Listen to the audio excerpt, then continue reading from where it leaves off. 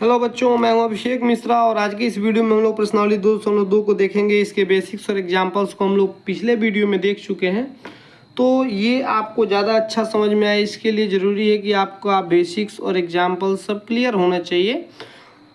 और यहाँ इस प्रश्नावली में 2 सवाल दिए गए हैं। एक पहला सवाल जो है, इसमें 6 बहुपद दिए गए हैं। इन 6 बहुपदों का हमें शून्य ज्ञात करना है, द्विघात बहुपद है। और दूसरा जो सवाल है, इसमें भी 6 सवाल दिए गए हैं। इसमें 2 बहुपदों के शून्यकों के योग और गुणनफल दिए गए हैं। हमें इसकी सहायता से बहुपद ज्ञात करना है। तो ये दोनों मैंने आपको बेसिक्स में सिखाया था। अब हम लोग पहले प्रश्नावली का पहला प्रश्न देखने चलते हैं। एक एक करके हम बहुपद को सॉल्व करेंगे। हमारा पहला सवाल है कि निम्नलिखित द्विघात बहुपदों के शून्य ज्ञात करना है हमें, और शून्यकों तथा गुणांकों के बीच संबंध की जांच करनी है। तो सबसे पहले शून्य ज्ञात कैसे करते हैं। पहला सवाल है हमारे सामने x² - 2x + 8। तो इसका हल करते हैं। हल x² - 2x - 8 = 0 लिखेंगे। फिर मैंने आपको बताया था वैसी संख्या ढूंढते हैं जिसको जोड़ने पर -2 आए और गुणा करने पर -8 आए। तो निश्चित रूप से यह x² - 4x + 2x - 8 होगा, क्योंकि -4x और +2x -2x हो जाएगा, और -4 में 2 से गुना करेंगे तो -8 आ जाएगा। अब क्या करेंगे, इन दोनों में से पहले जो कॉमन निकल सकता है, बड़े से बड़ा उसको कॉमन निकालते हैं। फिर इन दोनों में से जो बड़े से बड़ा कॉमन निकल सकता है उसे निकालते हैं। तो यहाँ दोनों मुझे x दिख रहा है बस, तो x निकाल लेंगे तो यहाँ एक x बचेगा और यहाँ -4 बचेगा, क्योंकि x तो निकल चुका है कॉमन। और फिर इन दोनों में +2 निकल जाएगा, तो यहाँ x और -4 बचेगा। ठीक है, 8 में 2 से भाग देंगे तो 4 बचेगा, बराबर 0। क्योंकि मैंने आपको पहले बताया कि आपको कॉमन निकालना, जोड़ घटाव गुना भाग करना, आप 10वीं के बच्चे हैं तो आपको आना चाहिए। अब ये ध्यान देना कि अगर ब्रैकेट में x - 4 यहाँ भी आ गया, x - 4 यहाँ भी आ गया, मतलब सही जा रहे हो। तो x - 4 दोनों में है, यहाँ और का साइन जरूर देना चाहिए। तो x - 4 मैंने कॉमन निकाल लिया, तो इधर बच गया x + 2 = 0। अब x - 4 × x + 2 = 0 है, तो या तो हमारा x - 4 0 है या x + 2 0 है। ठीक है, तो अब क्या होगा, अगर x - 4 0 है तो -4 उधर जाएगा तो x = 4 हो जाएगा। एक शून्यक निकल गया हमारा, x = 4। या दूसरा x = -2। तो हमें 2 शून्यक मिल गए, x = 4 और x = -2। अब हमारा पहला सवाल का जो भाग था वो तो हल हो गया। निम्नलिखित द्विघात बहुपदों के शून्य ज्ञात कीजिए। शून्यक हमने ज्ञात कर दिया, यहाँ 4 और -2 आ गया। अब शून्यकों तथा गुणांकों के बीच संबंध का जांच कीजिए। तो गुणांक मैंने आपको बताया था, कहते हैं जैसे यहाँ x का गुणांक 2 है, x² का गुणांक 1 है, और 8 तो 1 है ही। मतलब जो द्विघात बहुपद होता है, मैंने आपको बताया था कि ये ax² + bx + c = 0 के रूप का होता है। अब यहाँ इससे कंपेयर करेंगे तो x² का जो a, b और c होता है इसे गुणांक कहते हैं। तो x² में a से गुणा है, तो यहाँ x² में 1 से गुणा है, तो यानी कि यहाँ a बराबर हमें 1 दिया हुआ है इस सवाल में। x में b से है तो x में -2 से है, तो b का मान -2 दिया हुआ है। और c को कंपेयर करेंगे तो c बराबर -8 आ जाएगा। ठीक है, अब एक फॉर्मूला होता है जिस फॉर्मूला से हमें जांच करना है। क्या जांच करना है, तो फॉर्मूला हमारा होता है अल्फ़ा + बीटा। अगर मान लो कोई द्विघात बहुपद ax + bx + c के फॉर्म में हो, तो उसका 2 शून्य का अल्फ़ा और बीटा आ जाए, तो ये होता है -b/a के फॉर्म में। ठीक है, अब चलो चेक कर लो। अल्फ़ा हमारा 4 आया है, मतलब 2 शून्य 4 और -2 आया है तो अल्फा बीटा शून्य को ही दिखाते हैं। तो यहाँ फॉर्मूला लिखे इसीलिए चूंकि या सिंस लिख देते हैं, यहाँ इसीलिए या हेंस लिख देते हैं। 4 और दूसरा है -2 तो +-2 बराबर -b बटा ए होता है। तो माइनस और b का मान -2 और बटा ए का मान 1 है। देख लो a बराबर 1 है। अब चलो सॉल्व करो। 4 और प्लस माइनस माइनस हो जाएगा, 4 से 2 जाएगा तो 2 होगा, और माइनस और माइनस प्लस ही हो जाएगा तो 2 होगा। बटा में 1 का कोई वैल्यू होता नहीं है तो 2 बराबर 2 आ गया। तो हमने 1 तो प्रमाणित कर दिया। और एक दूसरा फॉर्मूला भी होता है, वो क्या होता है सर? तो दूसरा होता है अल्फ़ा इंटू बीटा बराबर c बटा ए। तो -4 गुना 2 बराबर c का मान देख लो -8 है। तो -8 बटा 1। तो यहाँ 4 में 2 से गुना करोगे तो 4 दूना -8 हो जाएगा, क्योंकि प्लस और माइनस माइनस में आंसर आएगा। और इधर 1 का वैल्यू तो -8। तो -8 बराबर -8 यहाँ आ गया। आप इसका स्क्रीनशॉट ले लीजिए ताकि आपको एक स्क्रीन पे पूरा दिख जाए, इसलिए मैंने थोड़ा छोटा भी लिखा है। तो अब हम दूसरे प्रश्न को देखते हैं। हमारा दूसरा प्रश्न कर रहा है 4s² - 4s + 1, इसको सॉल्व करना है। तो आपका मतलब कलर मिक्स ना हो, इसके लिए मैं यहाँ रेड पेन का यूज़ कर ले रहा हूँ। तो 4s² - 4s + 1, देखो जब यहाँ स्क्वायर वाले टर्म में कोई गुणांक आ जाए, एक को छोड़ के एक से ज़्यादा कुछ भी आ जाए, तो मन ही मन हम क्या करते हैं, इससे इसमें गुना कर लेते हैं। मन में, सही में नहीं, बस मन में। अब ये क्या हो गया, 4 हो गया, क्योंकि 4 में 1 से गुना करेंगे तो 4 होगा। अब कौन सी संख्या होगी जिसको जोड़ने पर +4 आए, सॉरी -4 आए, और गुना करने पर +4 आए? तो निश्चित रूप से -2 और -2 होगा। तो लिखते हैं, सबसे पहले हल ऐसे लिख के और ये करेंगे 4s² - 4s + 1 बराबर करेंगे इसको 0 के। ठीक है। अब यहाँ से मैं आपको हल करता हूँ। यहाँ और का साइन देते हैं और 4s² को जैसे का तैसा लिख दिए, -4s को -2s - 2s लिख देते हैं। -2s और -2s -4s हो जाएगा, और 2 में 2 से गुना करेंगे तो 4 हो जाएगा। तो हमारा हो गया। +1 को जैसे का तैसा लिखते हैं, क्योंकि मैंने कहा कि मन में सोचना है कि ये 4 है, सही में तो ये 1 ही है।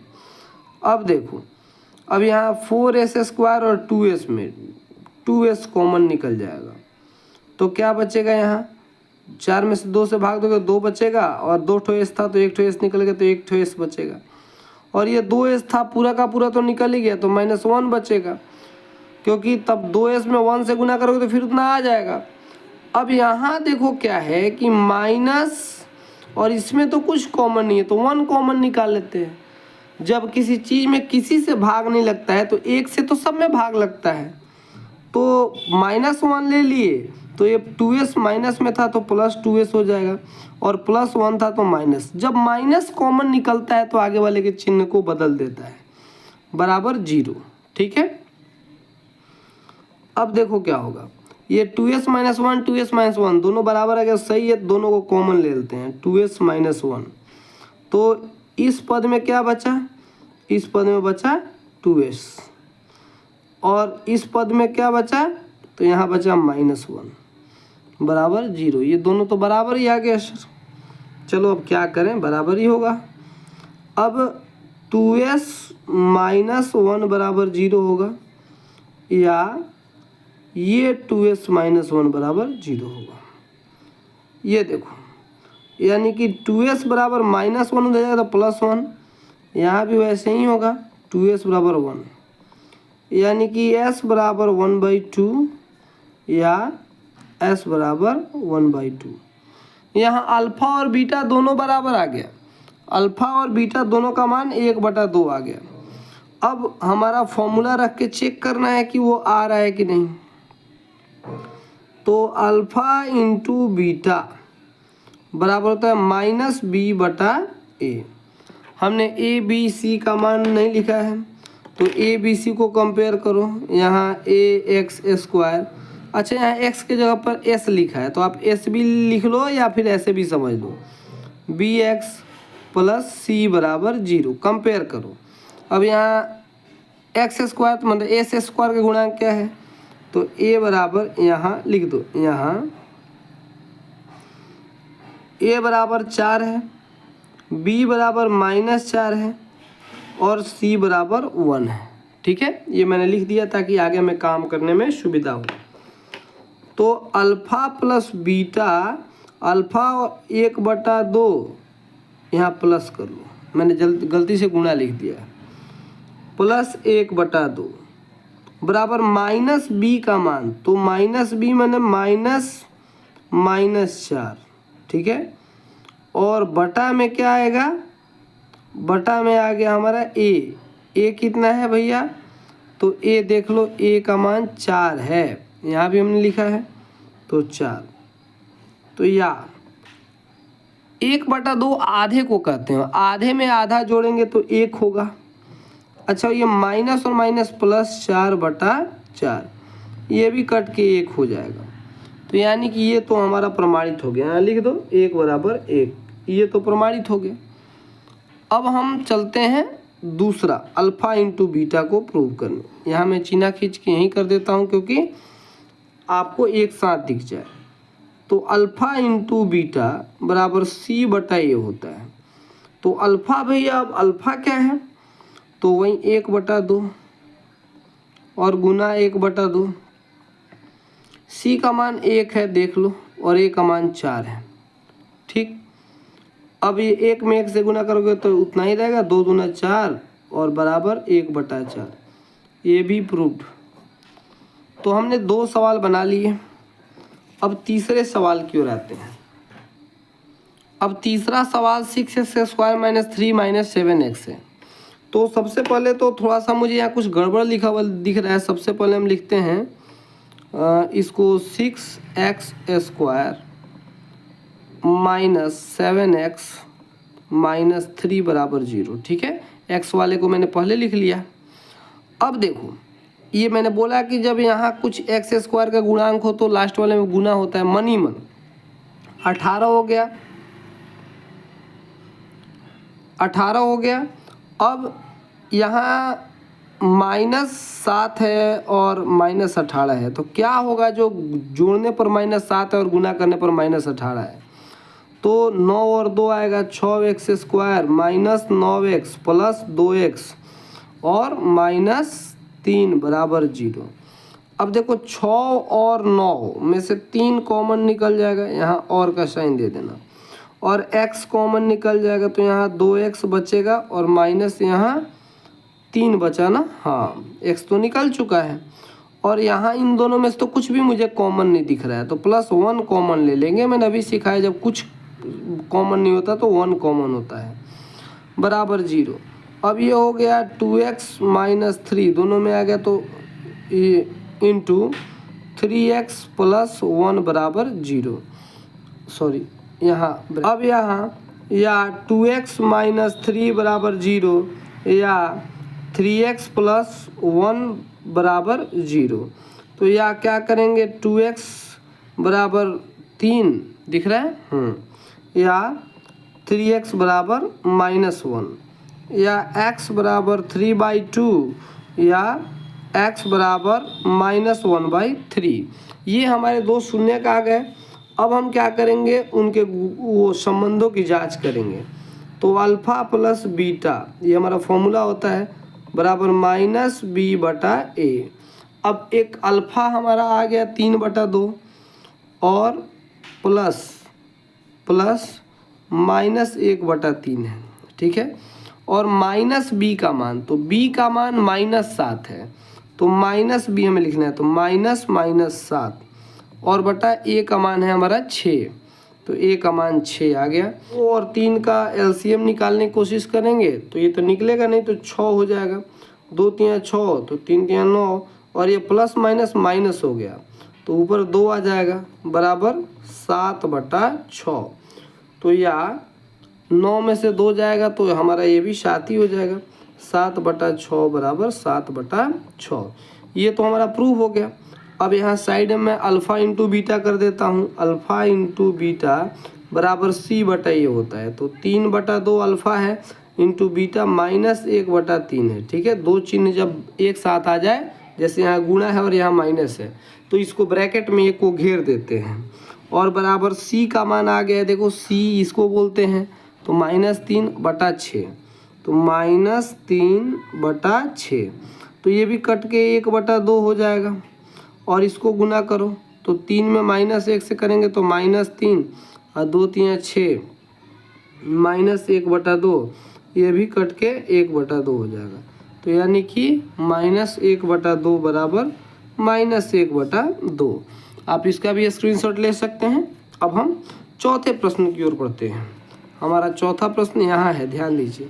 ये बड़ा प्यारा सा छोटा सा सवाल है, ये आपको बड़ा मज़ा आएगा बनाने में।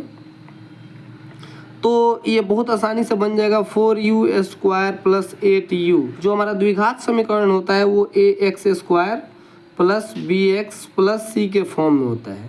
तो यहाँ से c वाला टर्म जो है वो गायब है, बस मतलब 4u² और 8u है, मतलब ax² + bx है। तो इसको हम क्या करेंगे, वहीं हम तो अपना बराबर 0 करेंगे, है ना।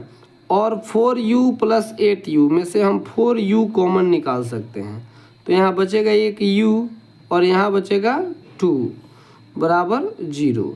तो या तो 4u बराबर 0 है या u + 2 बराबर 0 है। देखो कितनी आसानी से बन गया। ये देखने में जटिल लग रहा था लेकिन था बहुत आसान। अब ये 4 बेचारा गुना में तो आकर बटे में हो जाएगा, तो यानी कि u बराबर 0/4, तो वो तो 0 ही हो जाएगा। या u बराबर -2। ठीक है, तो यहाँ या u बराबर 0 हो गया या u बराबर -2 हो गया। अब अपना फॉर्मूला वहीं अल्फ़ा प्लस बीटा, यहाँ चूँकि लिख देते हैं फॉर्मूला यूज़ करने से पहले, बराबर -b/a होता है। तो अल्फ़ा प्लस बीटा मतलब 0 + -2 बराबर -b का मान कितना है, तो -b का मान यहाँ -8 हो जाएगा, क्योंकि +8 है तो माइनस तो अपने मन से लगाना है, तो ये हो गया। उसके बाद a का मान 4 है। अब देखो ये कट जाएगा तो 2 आएगा और 0 में -2 जोड़ोगे तो -2, और यहाँ भी दिख रहा है, यहाँ भी हमारा आ गया -2, तो -2 बराबर -2, ये तो प्रमाणित हो गया। अब हम दूसरा अल्फ़ा इंटू बीटा करके देखते हैं। अल्फ़ा इंटू बीटा बराबर C/A। तो अल्फ़ा का मान 0 × -2 है। ठीक है, यहाँ गुना का चिन्ह मैं देता हूँ ताकि आप कंफ्यूज नहीं होंगे। और C का मान देख लो क्या है सर, C का मान तो 0 है, कुछ है ही नहीं C की जगह पे। मैंने तो अभी बताया कि C की जगह पे कुछ नहीं है, और बटा 4। अब 0 में -2 से गुना करोगे तो 0 ही होगा, और 0 में 4 से भाग दोगे तब भी 0 ही होगा। तो ये अभी हमारा प्रमाणित हो गया। अब हम पढ़ते हैं हमारा पांचवा प्रश्न, t² - 15। ये प्रश्न आपको दिख रहा है। तो t² - 15 को जब हम सॉल्व करेंगे तो ये मैंने आपको सॉल्व करना बताया था कि t² और -15 को √15 का स्क्वायर लिख दीजिए। ऐसा क्यों? क्योंकि हमने एक फॉर्मूला पढ़ा है a² - b² बराबर a + b × a - b। ये मैथमेटिक्स का सबसे मतलब मैथ्स के बुक्स का सबसे फेवरेट फॉर्मूला है, क्योंकि ये फॉर्मूला कोई ऐसा चैप्टर ही नहीं जिसमें ये पूछा नहीं जाता हो। तो अगर आप मैथ्स के विद्यार्थी हैं और ये फॉर्मूला आपको ज़रूर आना चाहिए। ठीक है, अब क्या करना है कि a² - b², तो वैसे ही t² - √15 का स्क्वायर, तो इसी आधार पर आप इसको लिख सकते हैं। या ये बराबर 0 करो तो ये होगा t - √15 × t + √15। ठीक है, बराबर 0। अब क्या होगा, तो यानी कि t - √15 बराबर 0 या t + √15 बराबर 0, या t का मान ये -15 हो जाएगा तो +15 हो जाएगा, या t का मान +15 जाएगा तो -√15 हो जाएगा। अब -√15 और +√15 आ गया। अब हमें गुणांकों का वो सत्यता का जांच करना है। तो चूंकि अल्फा प्लस बीटा बराबर होता है -b/a, तो यहाँ देखो, यहाँ से तो b गायब है, क्योंकि हमारा होता है ना form ax² plus bx plus c, मतलब c जो होता है वो कांस्टेंट टर्म होता है और b जो होता है वो x का गुणांक होता है और a जो होता है x² का गुणांक होता है। तो यहाँ x का गुणांक तो गायब है, मतलब 0 है। यहाँ सिर्फ c का मान दिया और a का मान दिया है। तो यहाँ हम अल्फा प्लस बीटा लिखे, मतलब 15 और प्लस -15, रूट के अंदर है 15, तो यहाँ भी रूट और यहाँ भी रूट लगा देंगे। और -b का मान तो -0/a का मान क्या है, 1 है, क्योंकि t² का गुणांक 1 है। तो अब ये -√15 और +√15 0 आ गया, और 0 में 1 से भाग दोगे तो 0 आ गया, तो ये तो प्रमाणित हो गया। अब दूसरा जो इसका है कि अल्फा इंटू बीटा, तो अल्फा इंटू बीटा बराबर c/a।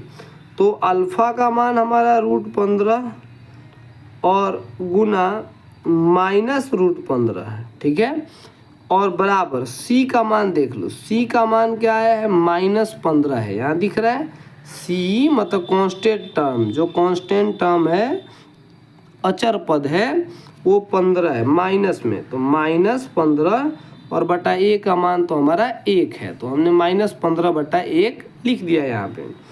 अब रूट में रूट से गुना करने पर वो रूट हट जाता है, तो ये आ गया 15 और एक तो प्लस है एक तो माइनस है, तो माइनस में आंसर आएगा। और ये -15 और a का मान 1 है, तो हम 1 लिखेंगे। तो 1 का वैल्यू नीचे होता नहीं है, तो बराबर 15, मतलब ये भी प्रूव हो गया। अब हम अपने अंतिम प्रश्न की ओर देखते हैं। 3x² -